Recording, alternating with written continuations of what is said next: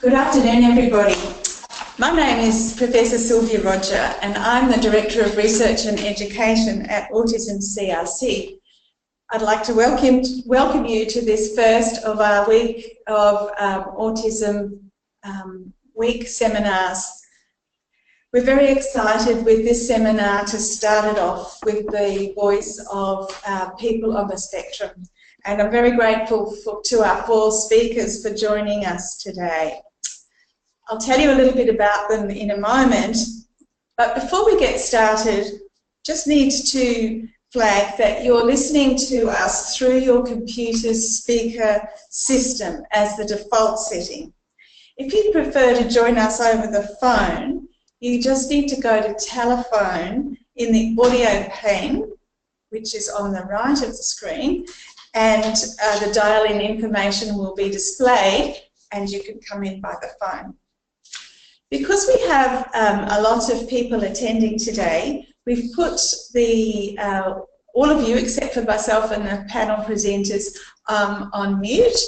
So what that means is that we can't hear you, and if you need to ask a question or you want to ask a question, and we hope you do, please just type the questions into the panel, or the control panel, where you can type a quick question in, and we've got people here who will take a list of those questions as they come through, and if it's appropriate for me to break and put one in as we go, I'll do that. If not, I'll leave some of the questions till the end. So first of all, I'd like to introduce our panellists. The first is Geraldine Robertson, and Geraldine is an autistic educator who's worked in many mainstream schools as a teacher, consultant, and also administrator. Through her work, she has been a passionate advocate for students with disabilities and continues to support autistic people of all ages. She does this through systemic advocacy, both nationally and internationally. She mentors peers in the development of self-advocacy skills and support networks as a means of promoting inclusion in all areas of living across the lifespan. Geraldine is a board member of the ASAN, the Autistic Self-Advocacy Network, Autism Tasmania, the Tasmanian Autism Advisory Panel, and the Australian Autism Alliance. So welcome, Geraldine. Hi. Hi. The second speaker is Zaborny, who is the male on the top of the screen, and he was diagnosed with Asperger's syndrome at the age of 8 years of age. He comes from Scottsdale, Arizona, in the United States, and graduated with a Bachelor of Science in Mass Communications from Kansas State University in 2012. He now works in Australia as a Disability Liaison Officer at EPIC Assist, and assists individuals with finding employment and speaks at many events throughout Australia promoting EPIC and Recruit Assist. He also speaks at a range of business events promoting autism and employment of people on the spectrum. Next we have Jacky Houting, who is on the right of Zach. And Jacky is a registered psychologist with 8 years' experience in forensic psychology. She's an Autism CRC PhD scholar at Griffith University. She's been an autistic advocate for many years and continues to work in this role. After being identified as autistic at the age of 25, she was introduced to the autistic community through participation in the Future Leaders program at APAC in 2013. She is also on the board executive committee of ASAN, and she is engaged with other advocacy organisations. She has a commitment to bringing about systemic change to improve the lives of autistic people. She performs a number of roles within the Autism CRC, as well as being a PhD scholar. She is a very important member of our Biobank Access Committee.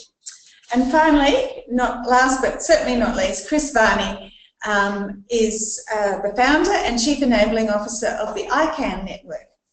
This network is driving a rethink of autism from I can't to I can. Chris based the network on a series of mentors, which are growing all the time, who support him to get the best out of his Asperger's. Chris has a strong background in advocating for children's rights. He's worked with World Vision and managed youth supporters. With the Australian Government, he served as the 2009 Australian Youth Ambassador to the United Nations, and for his advocacy he's received awards such as National Award for Youth in Advancing the Legal Rights and Interests of Children and the Autism Spectrum Australia Inspiration Award. So with the calibre of the people we have with us today, I'm sure we're in for a very interesting discussion.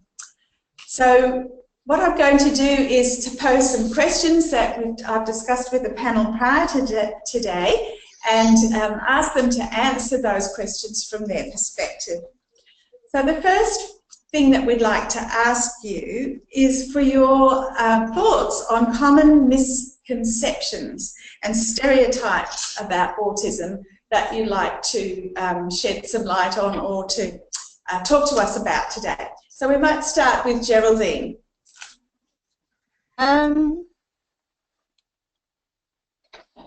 Can you go to someone else? I'm frozen. Sure, and that's quite okay. All right, what about Chris? Would you like to give us some of your thoughts about common misconceptions?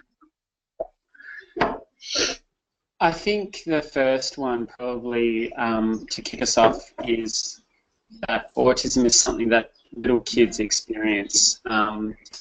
Yeah, I meet all the time Australians on the spectrum who are such a varied range of ages. I'll never forget meeting an elderly man who was diagnosed in his 70s, and you know, looked back on life and thought, wow, my journey has been rich and colourful. And I think a lot of the stories that our media reports are ones of kids in early intervention, and the reason for that is because organisations or the funding structures around organisations have been geared towards early intervention, and so all the stories from an emotional fundraising perspective have tended to be of kids, but we've got adults here on the spectrum, so it seems fitting to start with this misconception. Adults with autism have an enormous amount to offer, and shouldn't be overlooked. And I think it's important to know that you don't grow out of your autism spectrum. You mature as a person, and your autism matures with you. And so I think that's probably just something to say straight up. Yeah, thanks, Chris. Jacky, have you got any thoughts about misconceptions and assumptions you'd like to talk about? Yeah, I think there's a common sort of belief that autism is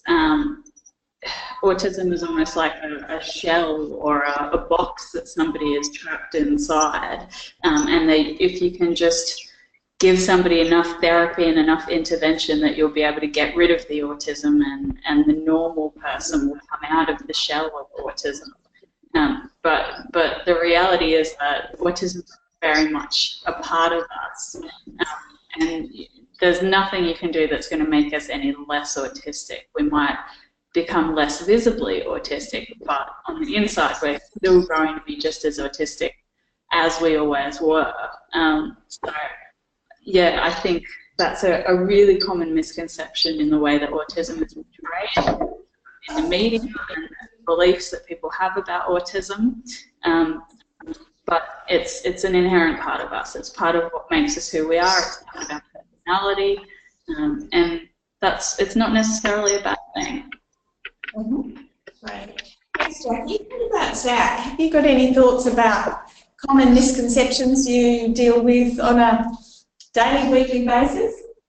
I can think of a sort of, I guess, a recent example. I was on an airplane, and the person next to me, we got to talking, and they weren't really, we got to talking jobs, and they weren't really familiar with autism, and they said, what's that? And I went through my spiel, I guess I typically go through with people, and I said, you know, and I talk about this when I speak publicly. I tell people, I use the example of at least where I come from, back in the States, and such.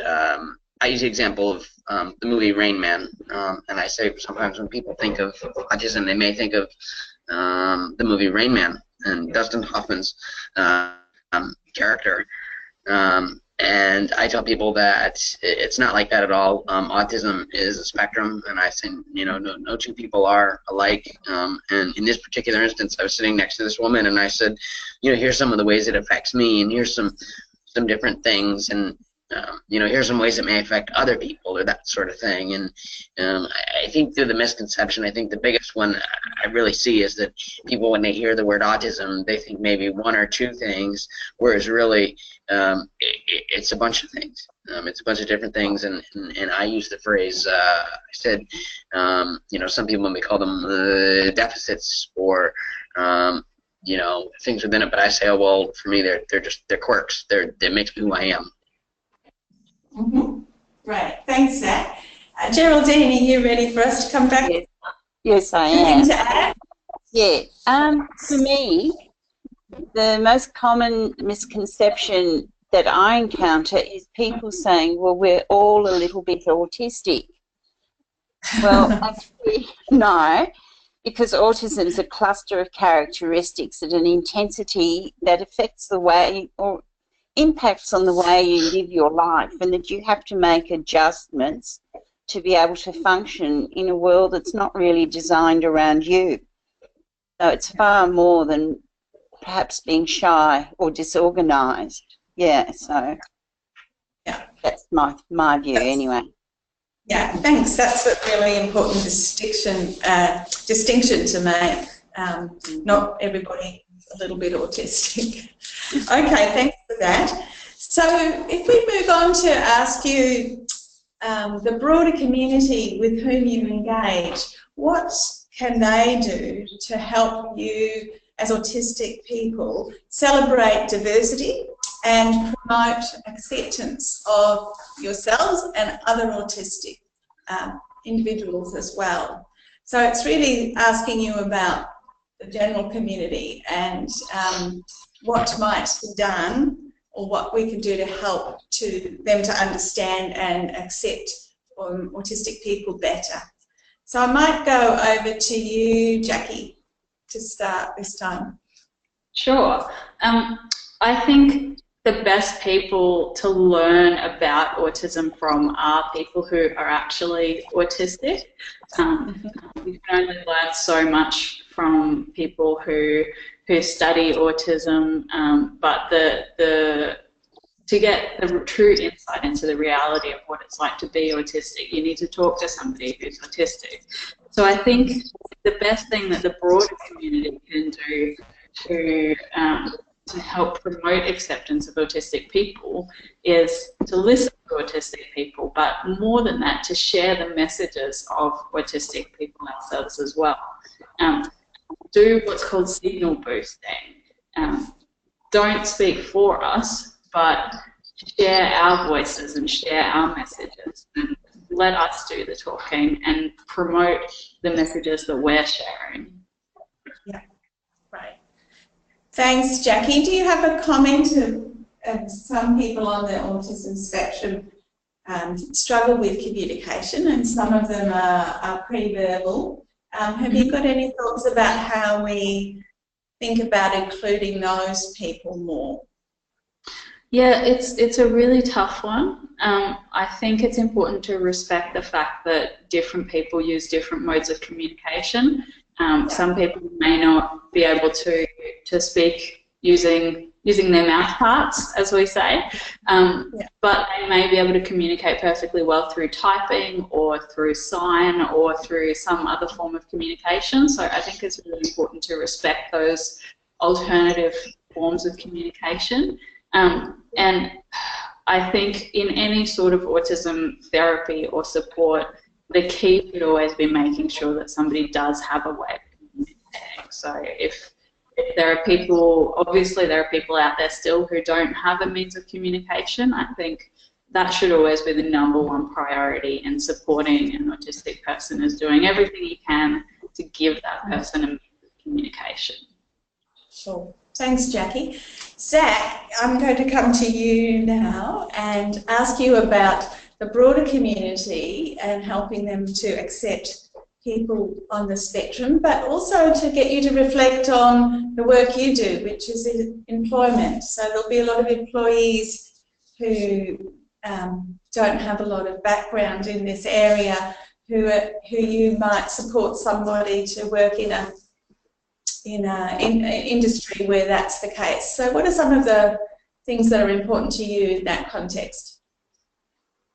Sure. Well, I think the first thing, sort of as Jackie indicated, with the appropriate self-advocacy, I think that's a big piece of what the general community can do, the bigger community. I think, as you indicated, in my role here at EPIC, and my ability to work with employers and with individuals on the spectrum on a daily basis, in that context, it's been nice for me because it's a chance to not only, when I talk to employers, go out and share my own personal story, but also to be able to share the stories of others in the sense that I'm able to give examples in the workplace and say, things even in my daily life here at the office. Talk about how, for instance, EPIC has been so supportive of me, not only as a person, as an employee for them, but also as someone on the spectrum, being on the team, and how they've helped to properly, how my managers help properly work with me being on the spectrum, how my coworkers have been able to learn about me, and how I've been able to do self-advocacy right here in the workplace as well to coworkers and managers and people that I come into contact with on a daily basis. I think that from a general community perspective, it's important that people recognize that people on the spectrum have different talents and different strengths, and as we say, that you may not have someone with an A, you may not have someone that has the A, the B, and the C, but doesn't mean that, just because they don't.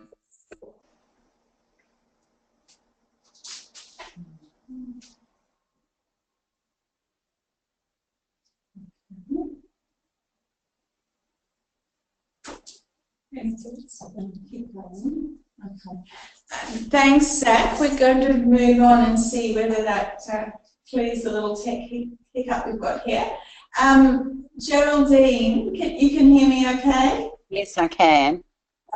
Now, you've got a lot of experience with children and schools as well as advocacy. Have you got some thoughts for us about helping the general community understand children and accept children, that they're not just having a tantrum and being naughty, but what's going on for them?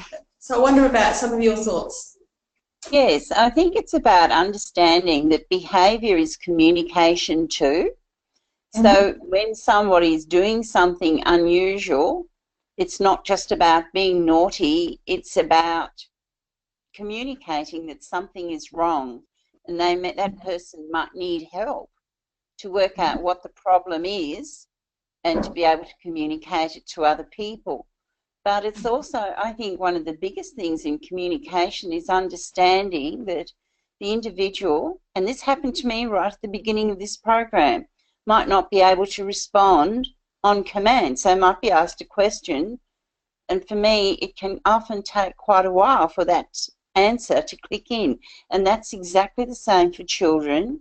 You don't grow out of it, you might mask it, and having people understand that that is happening. Silence doesn't mean you're ignoring them, it might just mean you're processing. And perhaps teaching young children to be able to say, I need time, or being able to signal that in some way. Yeah. Right, thanks for that, Geraldine. Chris, again, you've worked with children and young adults, a whole range of ages.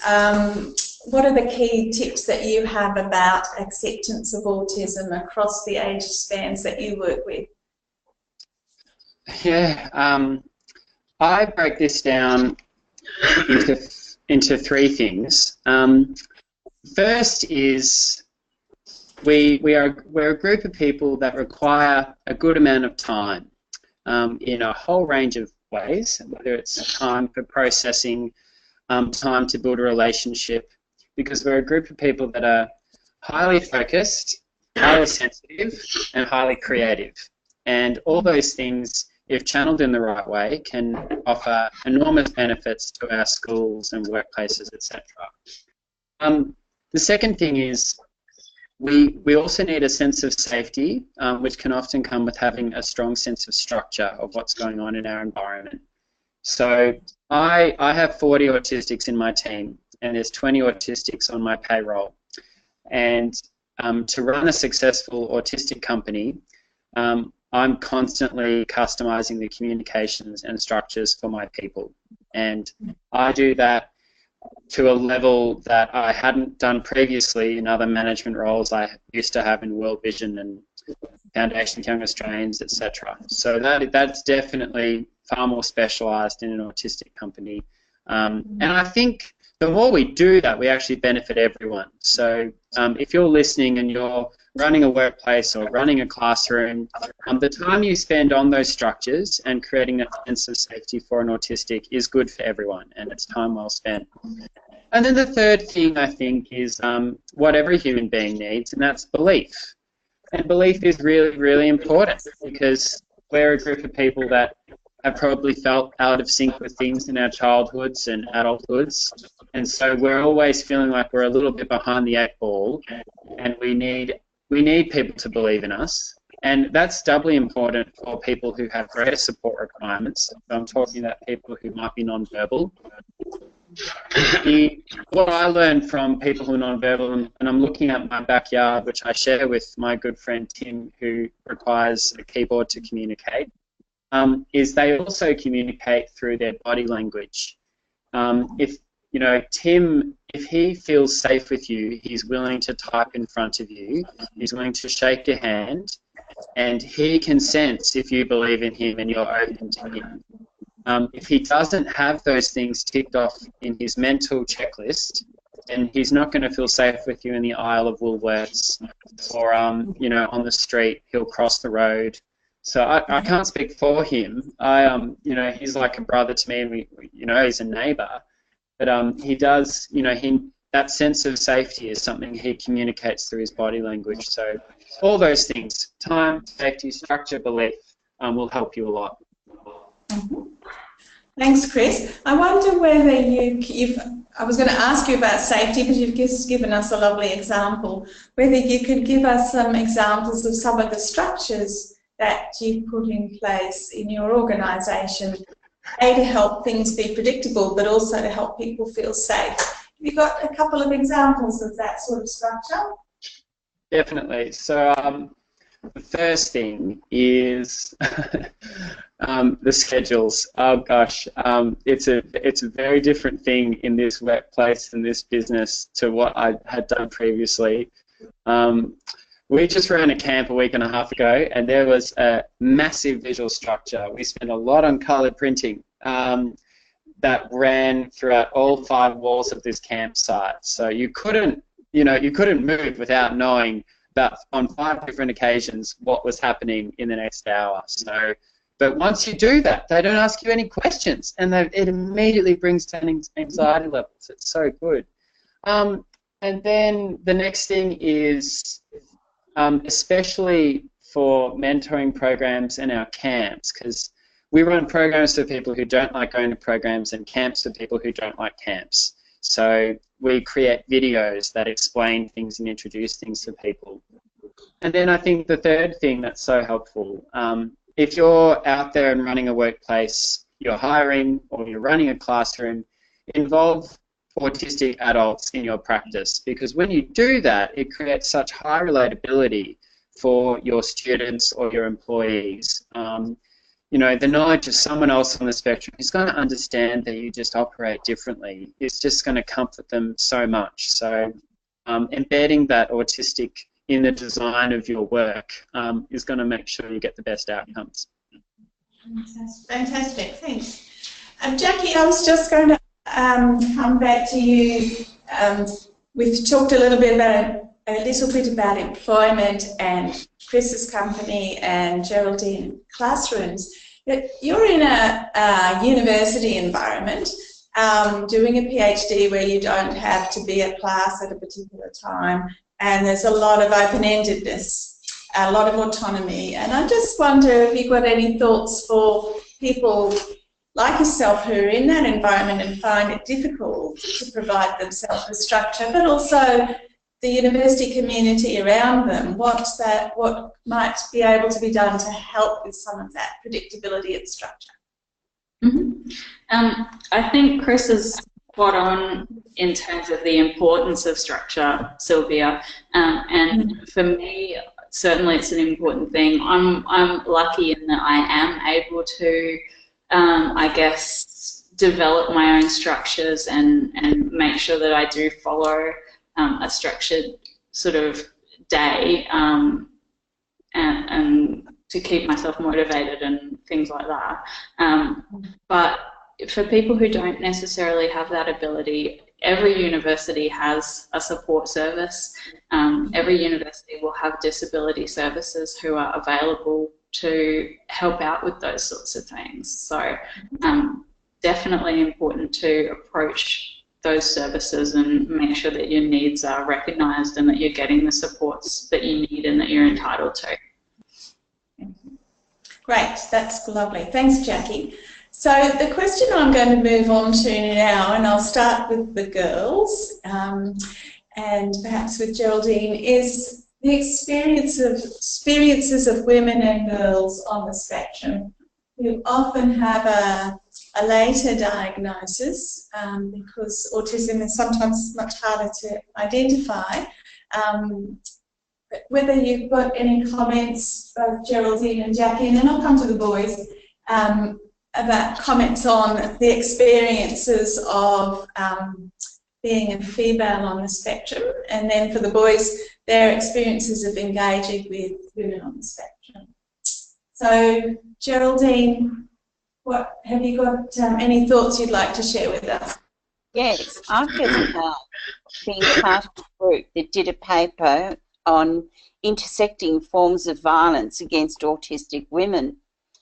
And on reading our work, I was absolutely devastated because I really looked at my life through a different lens, and understanding the systemic barriers to participation for autistic women was just huge. And the biggest barrier is getting a diagnosis, that many of the people who you need to refer you so that you can find out for sure if this is what is going on in your life, make the decision that it is or isn't, and they refer you according to their opinion. But that's not what referral's about. And so if they decide, oh, you don't look like the autistic men I've worked with, you don't even get to first base in restructuring your life so that it works for you. And it's particularly important for women because a lot of women have children. Well, this is just one aspect that I think is critical. And they have to be advocates for those children. Yeah. And if they can't say, these are the supports I need to advocate for my children, how do they do it? It's just perpetuating the barriers.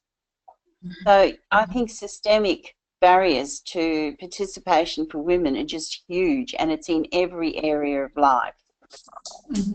Yeah, thanks, Geraldine. Jacky, have you got any thoughts about your, the experiences that you've had and other women you know have had in their autistic journey?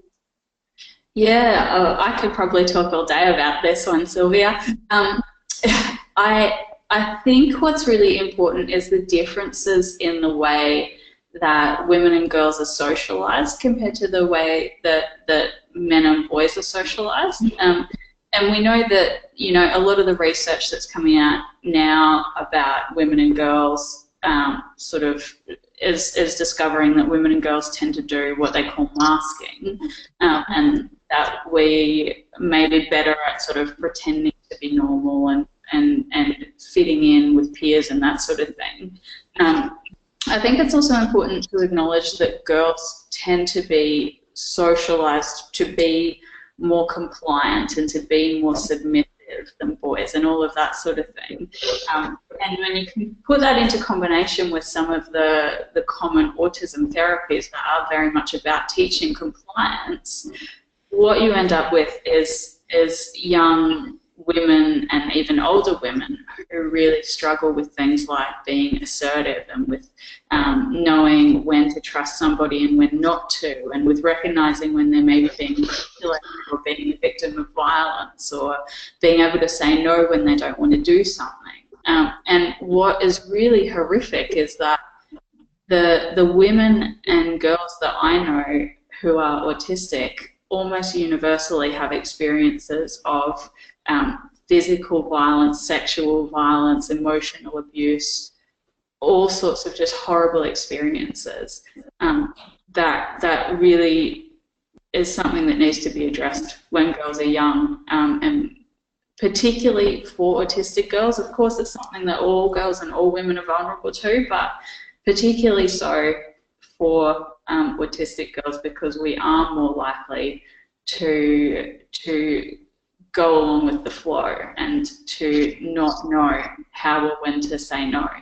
I think that's something that's really important to address with young girls on the spectrum. And something that's a little bit off topic, but that I think is also really important to mention, is the really high rates of gender nonconformity and gender divergence in autistic people as well. There's lots and lots of us who don't necessarily identify with the gender that we're assigned at birth. So although the sort of talking about autism in males and autism in females can be different in terms of it can be important in terms of recognizing the different ways that it can manifest. It's also important to recognize that there's a lot of us who don't actually consider ourselves to be either male or female, and to not get too caught up in that gender binary of male autism and female autism. Very important. Thanks. Yeah, thanks, Jackie. That's no truer words could be said. I'm going to come to you now. You and your team work with people, as we said, as children, older, you know, in older childhood into adolescence, and with young people. So I'd be really interested in your experiences with, given the, you know, autistic women, autistic men's not a binary thing, but any advice or thoughts you have working with a range of genders and a range of ages? Yeah, thank you for the question. I endorse everything that Geraldine and Jacky have said. My reflection would be, if you looked across ICAN's program, the majority of my autistic staff and mentors are female. The majority, however, of our mentees, and we have 500 mentees, would be male.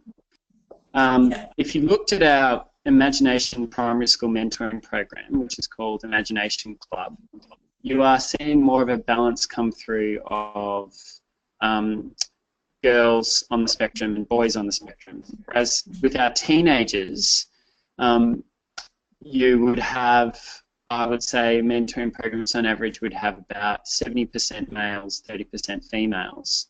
And I think you can probably bring that down to society. The rates of autistic diagnosis in women are rising. Girls are being identified earlier. But you do have a middle band, I guess, in their teenage years and young adulthood and older adults as well that haven't been diagnosed. If you looked at our adults mentoring programs, so currently we benefit 46 adults on the spectrum or who work with others on the spectrum. It's quite a broad program. The greater majority of them are male. So the need for, I guess, women like Jacky and Geraldine and and the female autistic mentors I have in my team to share their stories is really critical. So it's really great that on this panel there are two female autistics. But I also want to talk through what Jacky mentioned in terms of not being too binary about things and appreciating gender diversity. Increasingly in ICAN network, you know, we're creating a policy where people who, or kids or teenagers who come on an ICAN camp that don't identify with either gender can have their own room. And they don't have to be allocated to a room with young men if they, you know, were born a male but identify with being a female or don't identify yet. So, and that practice, there isn't a clear, good practice on that is still emerging, but that's just something we're going to start doing because we are seeing that come through. I would say almost in every camp, there's in the intake process we do of young people, we ask that question. So yeah, it's just there so people feel safe with whatever option they choose. But that's really what we've been learning. Oh, good. Thanks, Chris. And Zach, in your world, both in the US and here and in the workplace, have you got any comments about the difference of experiences and how that might manifest? Sure. Pardon me. Pardon me. Sure. So stateside, before I moved here, I hadn't really met any females on the spectrum. Had an opportunity 2 years ago, though, to work with a woman, Jennifer O'Toole. She's pretty big in the States as a female advocate, and she does a lot with advocacy for women, and then also advocacy. She does a lot with kids as well on the spectrum, but predominantly one of her big focuses, obviously being a female, is for the advocacy of women. And so she's kind of, for the U.S., she is the predominant, outside of obviously Temple Grandin, she is kind of the younger generation, young adults and even adults. She's a big female advocate. In terms of here in Australia, sort of the same. Haven't met too many women on the spectrum. Obviously, I know that the talk about the differences sometimes in the rates are different. I don't know. For instance, in the line of work that I do, we definitely do see women. But for me, from personal experience, I have not met. In the long range, I haven't met that many females on the spectrum. I don't know if that's because of just the areas I've been in, but I think, as was kind of indicated earlier and touched on, I think that you know, there's it seems today with the prevalence and the rates changing and this and that, as time goes forward, I think we are starting to see more females on the spectrum, and I go to industry events and things, and the ratio is usually more males than females, but we will still have females come up to us. So overall, I think from an international perspective, though, seeing both sides of it, I think it's something that's, as time goes on, we'll see more females identify and come into the fold. And as I said, people, for instance, like back in the States, like Jennifer, it's nice to be able to see females, and Geraldine and Jacky as well. It's nice to be able to see females in the advocacy positions, because that is important. Yeah. And I think, you know, what we see with all of you, the four of you, is incredible role models that you provide to people on the spectrum of all ages and all persuasions is really critical. So I'm, as I said, really thrilled to be able to start this week of webinars with listening to the autistic voice. Just to make a quick comment before I go to the last question, can people, just a quick reminder, can people put questions down in the chat pane, and we will follow them up, and they'll come down to me. If not, I've got a spare question in mind, but given the expertise of people in the lived experience on this panel, it would be really great to have some questions from the, I guess from the floor, but from the virtual world out there, if you've got something specific for one of the speakers, or just a general question that you'd like to ask.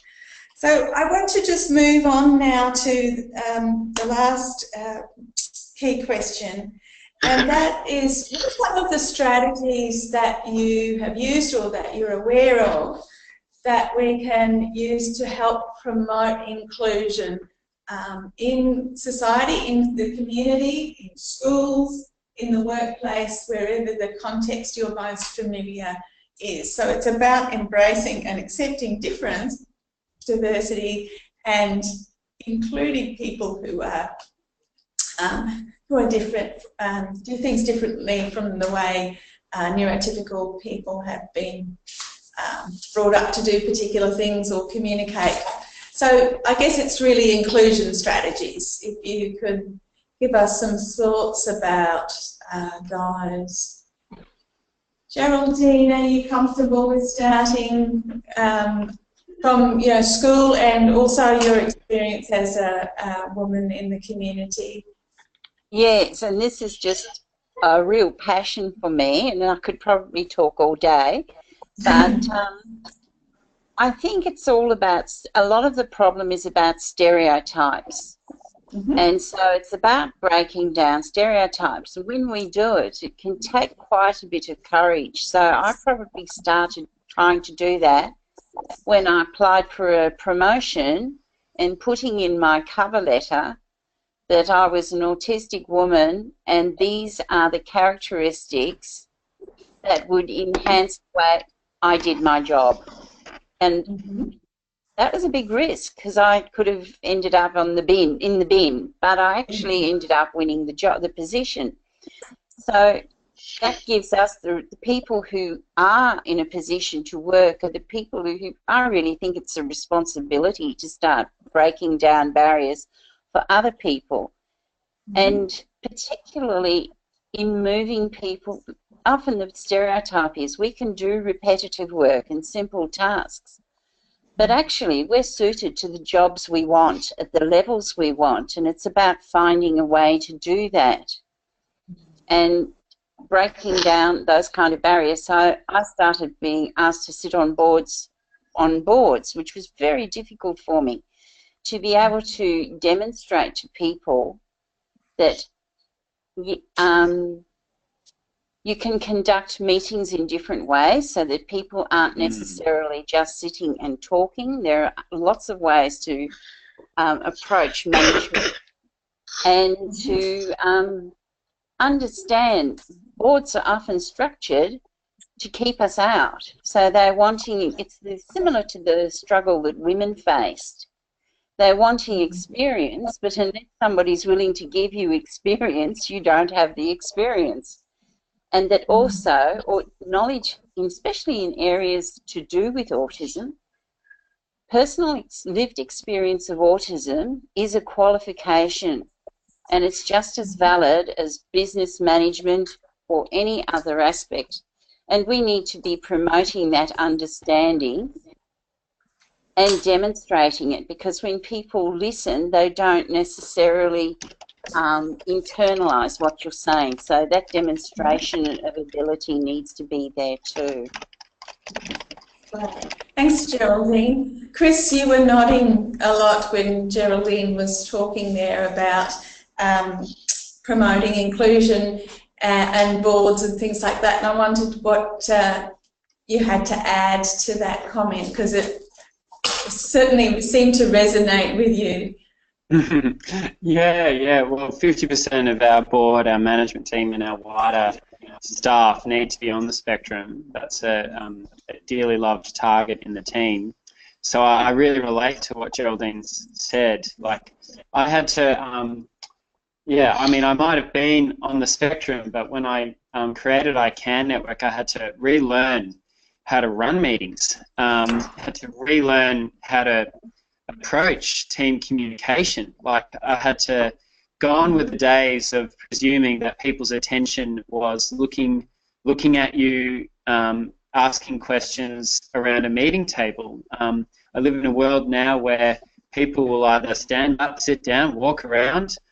Frequently, people look away from me to do their best listening, and the importance of getting information far earlier to do the required processing time. Yeah, all of that is that is just my life. I think to answer the question and to offer something different, inclusion. I think it's very important, and similar to what Geraldine said, that we do positive profiling. And my passion is schools and workplaces. That's where I operate in. So it's very important that we have people that get up at student year-level assemblies and give a positive profile of people on the spectrum, so that kids no longer have reason to use the word autism as an insult, because we are joking if we don't think that the word autism is an insult out there in some schools and in some workplaces. It absolutely is. So it's important that we have speakers that give a positive profile of people on the spectrum in our schools and also in our workplaces, so that in team meetings or year-level assemblies or management performance reviews or wherever they are, you know, there's always a positive conversation about the spectrum.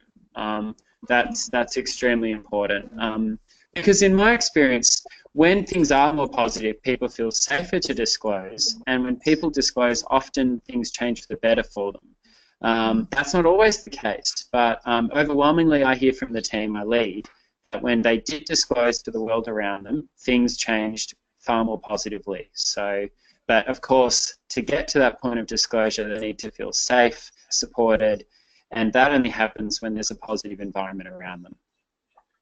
Right. Thanks, Chris. Zach, have you got any comments from a workplace perspective? From a workplace perspective, yeah. So for us, what we do for the inclusion side of things, one of the things that we work with in our space is disclosure. That's a big thing in the field I'm in, and we don't actually call it disclosure. We call it information sharing.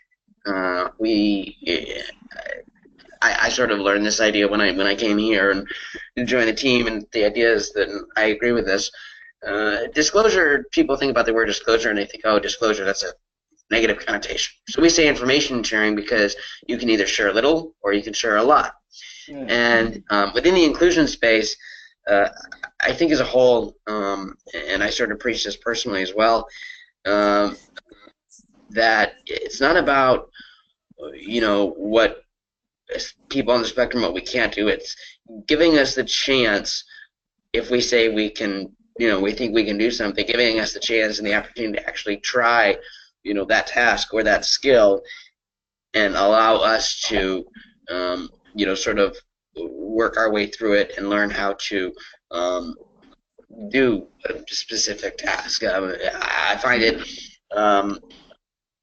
you know, I've had instances where, you know, in past experiences, said, oh, I'm on the spectrum and, you know, this, and this, and as a result, employers or things said, oh, well, then we don't think you'd be great at this task. And I say, well, why not? What grounds do you have to say just because I said, you know, it's not one of my skill sets, you know, being on the spectrum? What's to say that this particular task, if you spin it a little bit and present it in a different way, what's to say that I can't actually do what you're asking me to do, or that I can't do a particular style of task? You know, what's to say that not creating a different way of thinking is going to work on both sides? And I think that's important in the inclusion space, and it's about being able to look at you know, things in the workplace, tasks, issues, whatever, and flip them on their head and say, well, just because society says do it this way, or the workplace normally says do it this way, what's to say we can't come in and do something a different way and ultimately get the same exact result? And oftentimes it's a better result because you're coming at it with a different way of unique thinking.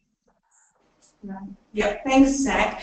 Jacky, I'm going to come to you now. We've got a few questions here, and I know we're going to hear some more from you tomorrow at the webinar. So this question is very pertinent. What key characteristics are often overlooked when diagnosing girls on the spectrum?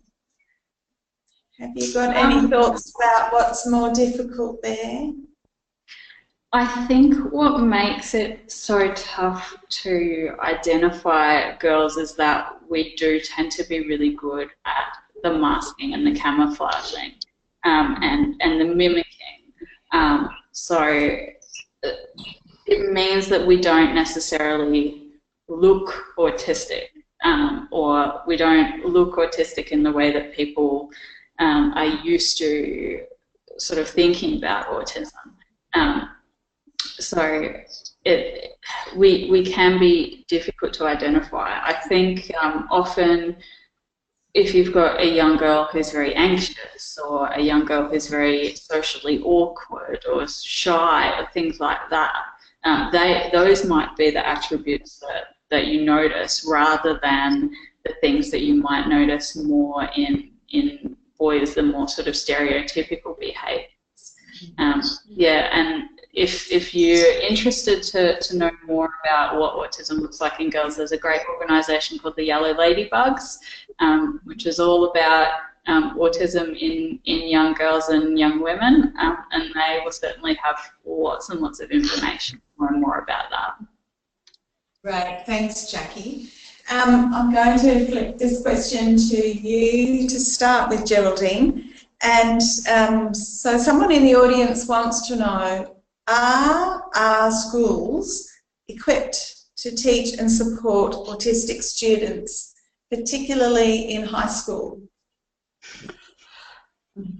Technically they should be, because there's so much quality training out there, so much quality information, so many people like us and our friends who are available to help and support, so many parents who do know a great deal about their children, but it's not working. And having seen the difference between primary schools, and I think part of it is getting to know the child. And in a primary school, there are many teachers doing a wonderful job, because they have that child all day and they really get to know them.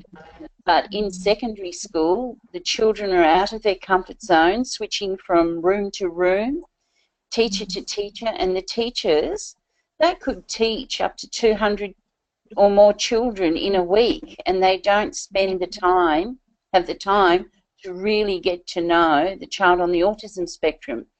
But I went to a school where we changed that by limiting the number of teachers each child had in a secondary school.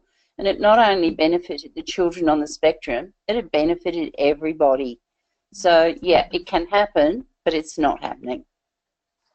Thanks, Geraldine. Chris, have you got any comments, given the role of the mentors in schools, particularly high schools? Yeah, we have 28 school programs, so I really back up what Geraldine said there. I'm not very worried about primary schools. Primary schools, there is such a focus on imagination, creativity. They have that home in their classroom teacher, and that sense of, if that teacher is someone who is enabling, that sense of safety they can radiate is extraordinary. It's the government, it's the high schools that really worry me. To be more specific, I don't want to target anything here, but I'm very concerned about government schools in Australia. There is, I see in some of the other systems, in particular the Catholic education system, more scaffolding to grip programs that offer additional social emotional supports that people on the spectrum need. In the absence of that scaffolding, the government system has legislation. But legislation can be, to enforce it, yeah, it needs more accountability mechanisms. I mean, I could really shock you with what I've heard from some leaders in some government schools who firstly didn't understand that the value or the possibility of kids on the spectrum working together in groups, or were worried that a program like mine, should they take it, might affect their My School data. So I've heard quite frustrating and un-human rights compliant things said to me. But to bring it back to the question, are schools equipped? There are phenomenal teachers out there in every single education system. And to probably give the case study, the whole inspiration for ICAN Network came from my Year 7 coordinator, who was a woman named Christine Horvath, who was not my direct classroom teacher, but was my Year 7 year level coordinator. And she was at home for 250 kids, and she focused on individual needs, and she put the time in, the safety, the structure, and the belief, and you know, she did a remarkable job. So high schools are not going to change overnight, but a very important role we need to talk about is that year level coordinator, because they can do an enormous amount for kids on the spectrum. In addition to well-being and learning enhancement, that year level coordinator is very strategic. Thanks, Chris. So the next question we've got is someone in the audience has a son who's transitioning to university, and he wants to know from the panel what is the best way to support him, and when should they start that process in helping a young man transition to a university setting. Who would like to kick that off? I can kick that one off. Thanks, Zach. So, in my role and also sort of in my advocacy, the kind of thing that got me into it was autism and my uni experience, and that's sort of what got me into this whole thing. And so what I tell people, and I've been saying this for the last couple of years since I got involved in the space, is that I think advocacy, self-advocacy or advocacy in a university space, in some capacity, be it to professors, be it to disability cohorts on a university campus, be it to a counselor or psychologist of sorts affiliated with a university or that can help you, is essential right when they walk on campus on the first day. As I tell everyone, as I tell parents and students that I met with, and when I go to unis around Australia, I say, look, you know, it's important because, you know, you're with a team here of people that, with professors and with educators that are here, and their job is to help you and want you to succeed. And they have teams and resources and departments set up to allow students that might need extra help in certain areas or that might need assistance academically for the uni experience, that those teams are there to help set people on the right track and to really give them all the skills they need to succeed. So, short answer, immediately.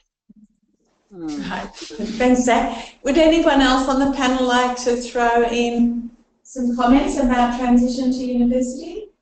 Yeah, I didn't have a diagnosis, but I knew that this was going to be hard for me, and I went to uni at 35, and one of the things that I did was just to go and wander around the campus, and it took me quite a while to be able to find my way around comfortably. And when I started, that was one of the best things I could have done, because it took a whole area of worry and stress away that I knew my way around.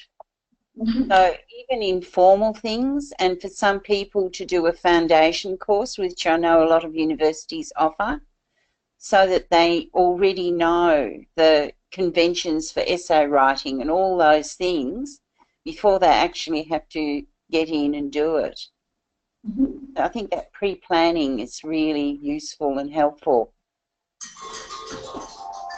Thanks. Sorry, cardinal sin. Thanks for that, Geraldine. There are a number of resources in Australia for helping people at universities. So if the person who wants to know more about that would like to contact us at info@autismcrc.com.au, we could certainly put you in touch with some of the key URLs. and indeed we're developing some of these ourselves, but we can certainly put you in touch with what's existing at the moment.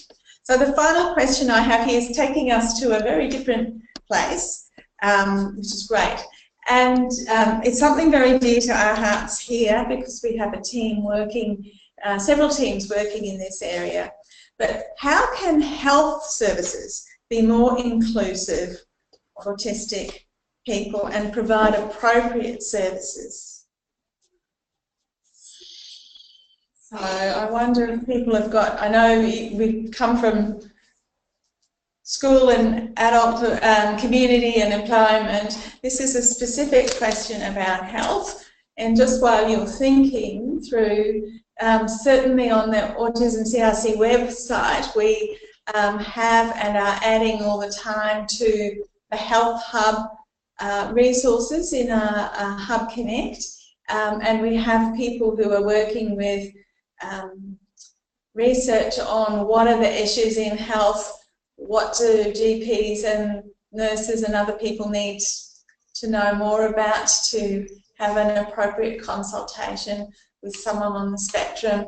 How do we make the waiting room environment more safe, more friendly, less overwhelming, etc. So it is a really important area, but I wonder from your experiences, panellists, if you've got any thoughts. I talked to a nurses conference some years ago, and they were really excited and interested because they found it very frustrating and upsetting when they could see that what they were doing wasn't helpful for someone, but they were really focusing on children and hadn't come to the understanding that children grow up, and some of their adult people that they worked with were having the same issues. But I don't know how much professional development they actually get. And I have tried to get into a position where I could talk to psychologists and doctors, and I have been told, well, they won't listen to you because you don't have the right qualifications to inform them. So there are issues around that, and so somebody like Jacky is probably well positioned to start working with psychologists. But yeah, other than that, I find that self-advocacy is difficult because some people shut you down. Some people are wonderful and they do everything they can to help. And I know my needs, so I can self-advocate. So, yeah, I think you need either to be able to self-advocate or have a good advocate who can come along with you, and that could be really helpful. Sure. And perhaps we need to start sharing practitioners who will listen. Yeah. Thanks for that, Geraldine. I'm probably going to have to cut it short now. I'm sure there would be a lot more advice that could come through here. And it does trigger me to think about running a health webinar later in the year and to have some autistic adults talking, as well as the researchers and some, you know, there are some really good role models of health practitioners who get it right and know what to do in this space. So even though we haven't given that question very much time, it's inspired me to think about running a webinar on that topic. So just in closing, I want to thank the four of you very, very much for sharing your lives and your experiences with us. Chris talked about positive profiling, and I don't think we could have a more positive profile on the capacity, the skills, the interests of people on the spectrum than the four of you. So really, on behalf of Autism CRC, thank you all for spending your time with us and sharing your expertise with others. So we're moving from awareness to understanding to acceptance, and that's what this week is all about. And I really am very grateful that you've been willing to be so open with a large group on a webinar. So thank you so much to the four of you. And we're going to close off now because people need to go and do other things. So thanks everybody, and tomorrow Jacky's talking on neurodiversity, and the rest of the week there are other webinars. Just go to our website and you'll see what's on when. So thank you, Geraldine, Jacky, Zach, and Chris. Thank you. Yeah. Well done, everyone. Thank you. Bye-bye. Bye. Bye. Bye. Bye.